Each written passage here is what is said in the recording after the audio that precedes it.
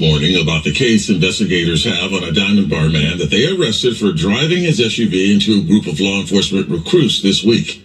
In a surprising and a big development, the suspect was released last night. Mario Ramirez is outside that man's home in Diamond Bar. I know, Mario, this is somewhat straightforward based on a law surrounding where the investigation is at this time.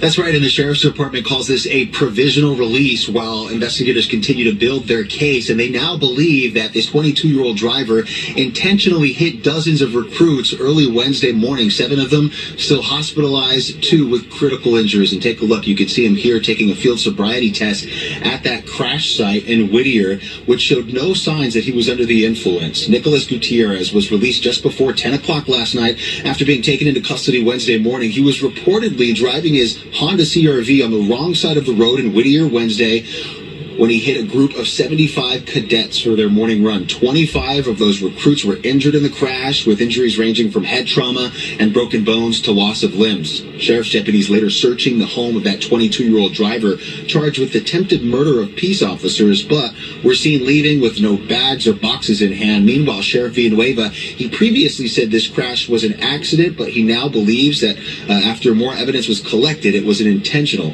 deliberate act. Well, they did a very thorough investigation. They interviewed dozens and dozens of witnesses and victims, and that was a conclusion they arrived based on the evidence and the testimony that they have to date.